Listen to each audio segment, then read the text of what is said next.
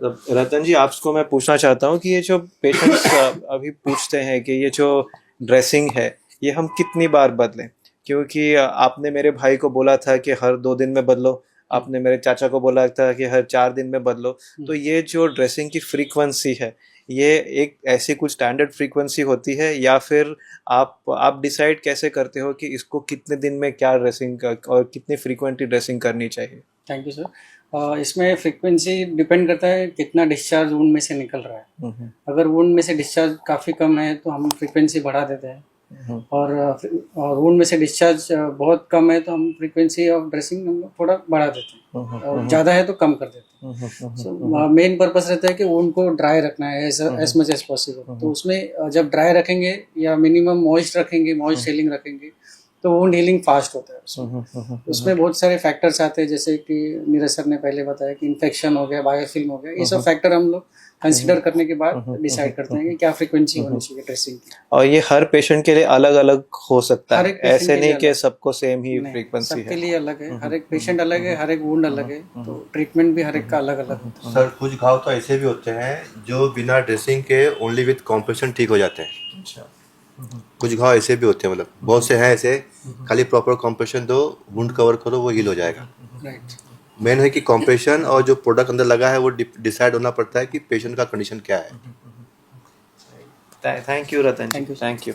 प्रसाद जी, आपको मैं एक जनरल अगर अगर कंप्रेशन ड्रेसिंग के स्टेप्स किसी पेशेंट के जानकारी के लिए अगर आप बताना चाहें, तो यूजुअली अगर जनरल गाइडलाइंस कुछ होंगी, समझो आपके पास अगर पेशेंट आया है कि भाई इसको वीनस अल्सर है, फर्स्ट टाइम आप उसका ड्रेसिंग कर रहे हो, तो उसके क्या स्टेप्स फॉलो किए जाएंगे? अगर आप वॉक थ्रू कर सकें हमें, हमारे पेशेंट्स को समझने के लिए कि इन जनरल क्या क्या स्टेप्स होते हैं। समझो अगर आप अप्रॉक्सीमेटली अभी पेशेंट है जिसका से 10 by 10 सेंटीमीटर का अल्सर है और ऊपर आपको स्लफ और बायोफिल्म दिख रही है, तो अगर वॉक थ्रू कर पाएँ कि इसके आप केयर जो ड्रेसिंग कर रहे हैं फर्स्ट टाइम, सो क्या क्या स्टेप्स किए जाएंगे?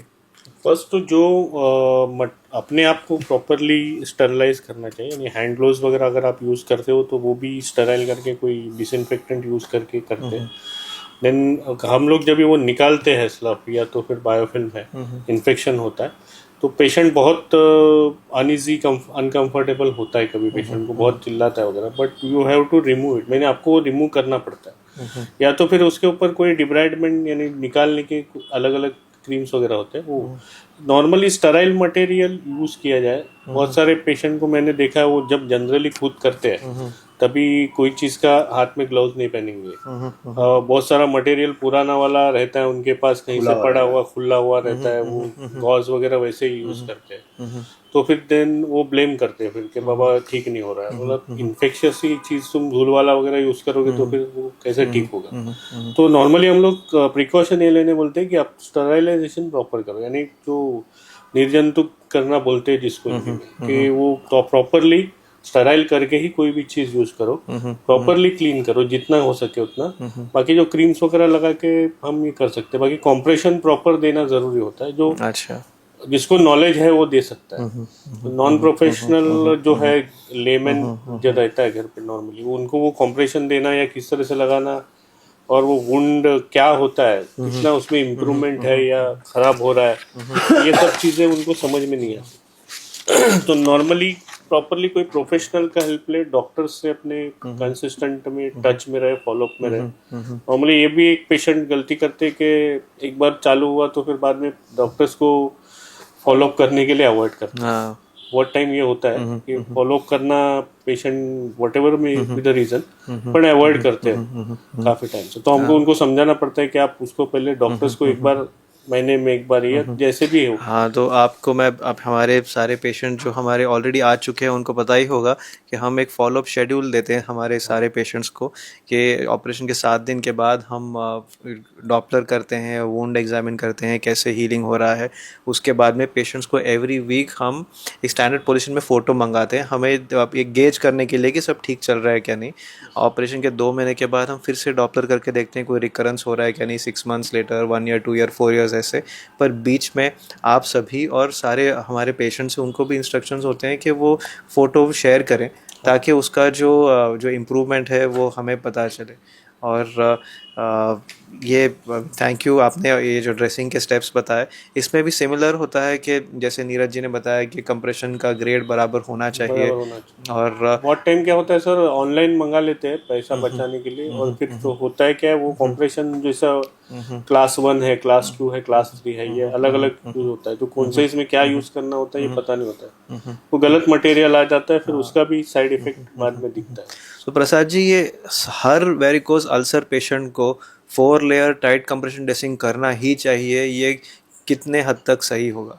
नॉर्मली सर ये तो डॉक्टर सर्जन्स डिसाइड करते हैं, बट अगर लॉन्ग टर्म तक ठीक नहीं हो रहा है तो 4 लेयर बैंडेज से काफी फर्क पड़ता है। तो स्टार्टिंग में ही हर किसी को 4 लेयर कर दो ऐसे नहीं होता? नहीं सर, सिचुएशन और वुंड देख के चीजें करनी चाहिए।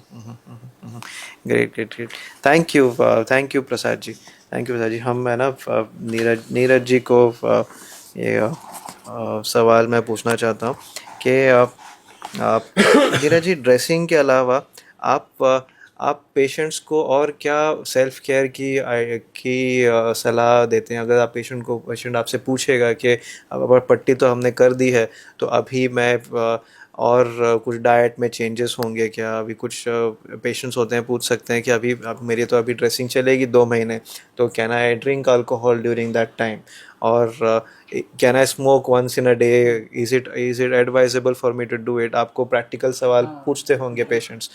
इसके अलावा कुछ आराम कितना किया जाए, अगर कंपलसरी है कि अब ये मैं पैर ऊपर करके ही लेटूं, या ऐसे कुछ अगर आप पोस्ट ड्रेसिंग के कुछ पेशेंट्स का जो आपको अगर पूछते होंगे तो आप एक बता पाएंगे हमें?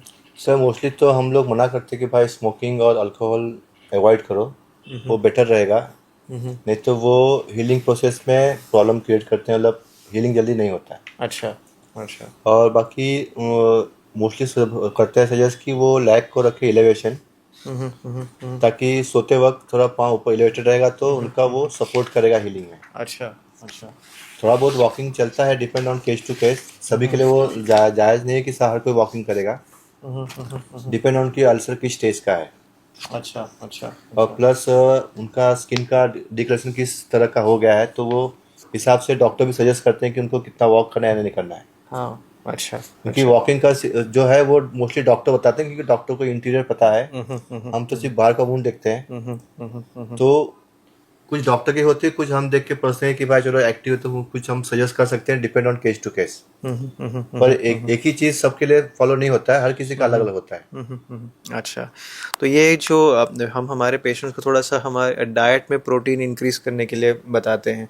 अब स्पेशली बड़ा अल्सर होता है तो कुछ प्रोटीन सप्लीमेंट्स होते हैं, जैसे कि अलग अलग टाइप के प्रोटीन पाउडर्स होते हैं या प्रोटीन के बिस्किट्स होते हैं, या फिर खाने में उनके डाइट के हिसाब से प्रोटीन का इंटेक कैसे बढ़ाएं, या अगर नॉन वेजिटेरियन हैं तो फिर अंडे या फिर मीट खाने से, या वेजिटेरियन होंगे तो फिर अलग अलग जो दाल वगैरह होते हैं उससे प्रोटीन इंटेक बढ़ाने से भी ज़ख्म थोड़ा जल्दी ठीक होता है। प्रोटीन सपोर्ट करता है हीलिंग में। हाँ, और इन जनरल अभी समझो एक कॉमन सवाल ऐसे होता है कि हमारा जो ड्रेसिंग हमने कर दिया है पेशेंट का, पर पेशेंट पूछते हैं कि समझो अगर मेरा एवरी 3rd डे ड्रेसिंग है तो ये नहाते वक्त अगर मेरा मतलब मैं इसको कैसे बचाऊं मेरे जो ड्रेसिंग को, नहीं तो गीला जब हो जाता है तो अभी हमारे भी कुछ पेशेंट है जो आप तीनों उनको देख रहे हो, वो पेशेंट का ऐसे गीला हो जाने पर और वो ड्रेसिंग को गीली गीली छोड़ते हैं 3-4 दिन, उससे वो इन्फेक्शन पकड़ जाता है।